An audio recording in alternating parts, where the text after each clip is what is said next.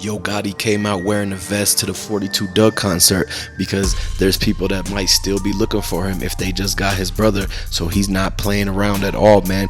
One thing you gotta understand is that it's a lot of people that support Young Dolph, man. If you guys are rocking with Young Dolph, I want you to comment down below. Let me know where y'all from, who you rocking with, and put the Dolph emojis in the comment section, man. Because at the end of the day, it's RIP to Flipper. A lot of stuff's been going on in Memphis, but we knew this was all gonna happen. At the end of the day, you gotta realize that Yo Gotti and them, man, he popped out because he wanted to show people he wasn't scared to pop back out, but he had to pop out with the vest just to let them know that if anything went down, he had it on. But at the end of the day, the vest won't really save nothing, because you got to understand Big Jook security guard got hit in the head, and this is where it all comes from. The fact that the beef with Young Dolph, it should have never happened, because look what he's got to do now. Yo Gotti was always talking about how he never had to wear the vest, he never had to do this and that. Now he has to come out on the concerts just to prove to everybody, and people from PRE was like, they lucky that they wasn't actually there, because the person who got Big Jook, they could still be out on the run. They never got him. And one thing for sure, and two things for certain, is that a lot of people say is get back for Dolph, and it's also karma for what they did to Young Dolph. And at the end of the day, CMG, it broke up, and 42 Doug is the only person that's still signed to CMG. And you got to understand that this whole thing comes back to the fact that Yo Gotti and them, they knew what they was doing when this whole Young Dolph stuff happened. When the things happened at Privé Restaurant, when Blac Youngsta's brother got hit up, they knew what was going on. That was all get back for Dolph. You got to remember, look what happened to all of the people, man, like Casino Jizzle, all of the people that got hit in Memphis. Is over 5 to 10 bodies that dropped just from this whole entire beef, and Yo Gotti is at the epicenter of it. The feds are saying that it's all pointing back to CMG. The Rico is coming soon, and they're about to get justice for Young Dolph. If you guys want to get justice for Young Dolph, go ahead and comment down below, put them dolphin emojis, because keyglock, his brother, and them, they all know what's really going on. This is why keyglock's been laying low. He hasn't said a word since the Yo Gotti incident, the Big Jook incident, and the fact that they tracked down their location. Dudes knew exactly when he was about to walk out of that whole entire place. Once he came out of that building, that's when they got him right away, and they knew Yo Gotti was just with him just a moment ago, so they thought Yo Gotti was supposed to be the guy that was with him, and this is what made them even like attempt to do this. And so this all basically leads to the investigation being in an upwind, and like all the prosecutors right now, they're looking at it like, we got to stop CMG, we have to stop Yo Gotti before another person, another body, because Memphis can't take it no more. We're supposed to come together as a community, and you got to realize that everybody that's on out there in Memphis, they're being affected by this. I want to send my condolences to Young Dolph, send my condolences to Mia J, and everybody that's involved in this whole entire thing. We don't want this to go on like too far, nothing like that, because people supposed to squash that and come together and actually come to an agreement. I understand that PRE and CMG, they two different sides of the city, but that's all because Yo Gotti wanted to actually try Young Dolph. Like, they tried to do the 100 shots at first. Young Dolph never tried to run up on Big Jook himself. He never tried to send somebody at Blac Young. He never tried to send somebody at Yo Gotti or nothing like that. They were trying to do that to Dolph, and this is why the karma's coming back on him. Because when they looked at it, they pulled the witness footage, the evidence, and everything like that, and they're saying that this beef was started by Yo Gotti from him trying to send the goons at Young Dolph. And Young Dolph, he survived over and over again until they actually got the whole entire like 15 to 20 people to cookie shop, and everybody was basically trying to set the whole thing up, man. The play was in motion, and it got ran. And Young Dolph, like, he was supposed to do that music video at the cookie shop, and word got out, info leaked. They basically, the cookie shop people dropped the location in the same way that Big Jook's location got dropped right before this. Yo Gotti posted where the service and the ceremony and everything, the memorial, was gonna be at. And then he sent Big Jook up there knowing that it was going to be dudes waiting outside that door.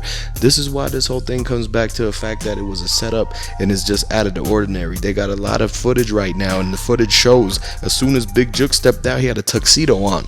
Big Jook had a bow tie on, and that's the dudes could see exactly what he was wearing, and he had the big studded earrings, the CMG earrings that Yo Gotti bought for him and everything like that. It ended up being somebody snatched the earrings off of Big Jook because they were worth $40,000. He had 40K on his ears, and so when they took that, just like how the dude who took the Cartier watch from Young Dolph, all of these people are getting set up, all of these rappers are getting set up, and they getting hit up with their jewelry on them, and it's dudes who's sweeping the crime scene, doubling back and lapping the block and spinning the block, knowing that they got the jewelry on. So what they went and did was basically they went to seen him right there. They told the people they needed access because they was actually part of the service. They said they were there to help Big Jook, and while they doing the chest compressions, the dude snatched the earring right off of his ear and put him in his pocket. The people who was standing there recording with the iPhone caught it all on camera.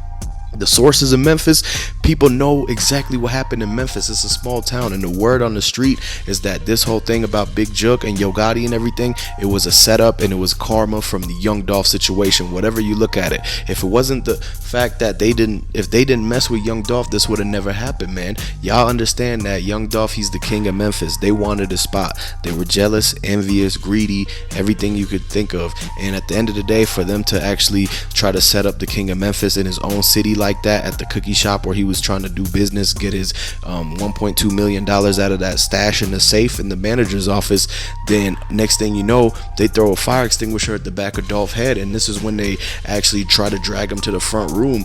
You gotta understand that this whole thing comes back and leads to the fact that they're about to get the justice for Dolph, because a lot of people are speaking up. You see how Straight Drop, he's still locked up 2 years later and everything, almost 3 years later, and they're saying that Straight Drop was on work release and he's the one who got out and hit up Big Jook, and then they dropped him back off for the work release to go back into the Shelby County, man. And so a lot of people think that it's got something to do with the people who's around and surrounded around the situation. It's the same like usual suspects. One thing they did was they looked at 901 Trigger Trey and Maurice Hill, and they had to basically figure out what they was doing that day. They asked Makita's Raven for a detailed explanation of everything that they did that day so that they could get the alibis together. They went to Keyglock's hood, they couldn't find him, and they went to Blac Youngsta's hood, and they said that he moved out of town. Blac Youngsta's grandma's roof is still falling in, just like how Grove Hero told us, and he was trying to tell them y'all should be helping your families and y'all should have been taking care of your grandmas and your mamas and everything like that. But these dudes, all they wanted to do was basically get like at Dolph because of the jealousy and the envy and the greed that they had amongst Young Dolph, the king of Memphis. And if y'all think Young Dolph the king of Memphis and y'all are Young Dolph fans, I want you to let me know what y'all favorite Young Dolph song is and put the dolphin emoji in the comment sections. And at the end of the day, the PRE dudes, Jay Fizzle, he's been really telling everybody and playing that song. You gotta understand, they knew Big Jook was gonna get hit up. Why would there be a song already saying that Big Jook was gonna get taken out, and then next thing you know, a week later it actually happens? This is how they knew what was going on. That's why the people that's out there in the streets of Memphis, they actually were like known ahead of time that it was actually put somebody put the money on Big Jook and Yo Gotti's head. So we about to see who's doing it. Who's been coming up right now at a PRE is Jay Fizzle. And one thing you gotta understand about Jay Fizzle is he's heavily involved in what Dolph was doing in the streets with True La Mafia, Double R, and everybody. Jay Fizzle comes from that type of area, like he comes from them groups and everything. He actually lost somebody that was close in one of them groups, and so when the Dolph situation happened, he was very distraught. He posted that picture of him at that one house where Dolph visited that same day, in like that same weekend that Dolph was in Memphis. He pulled up to Jay Fizzle's house, and Jay Fizzle dropped that music video where it's in the same living room that Young Dolph came and visited. He was with Jay Fizzle's uncle or his dad or somebody that looked like that. And so after Young Dolph left, that's when he got hit up, and they brought him to the cookie shop, and everything that happened at the Benihana's and the Ruth Chris Steakhouse, where they whacked him in the back of the head with an iron pan, and the cast iron literally cracked in half. And this is when they pulled the U-Haul up. Big Moochie Grape and them changed the location of the turkey drive because they knew that if one thing Young Dolph was going to do when he went back to Memphis was that he was going to give back to his community. And so they got him by setting up the turkey drive, by changing the location. They didn't even take anybody's ID, so the people that showed up to the original location were like, why is nobody here? Where's Dolph's camo cars and everything like that? The next thing you know, Young Dolph camo car pops up at the cookie shop, and then he's he just all of a sudden dragged in the back of it, and then he ends up with the arm out the window. And then that's when the footage and the video picture was released of the Bentley truck that had Yo Gotti, Moneybaggyo, and Blac Youngsta, that they know that they're in that Bentley truck all the time. It's actually the Bentley truck that Moneybaggyo bought for his baby mama that ended up dumping him for a whole nother rapper, for G Herbo. Y'all gotta understand that Ari, as soon as they found out that they used that Bentley, when she found out they used her Bentley to pull up to the Dolph hit and to surveillance it and watch it go down, she left Moneybaggyo so quick for another rapper. And at the end of the day, y'all gotta realize that that's how they got caught red-handed. They know that they was in that area and on that scene, and so this is what made them get to the feds and start the Rico. And now it's all about to go down, and they about to get justice for Dolph.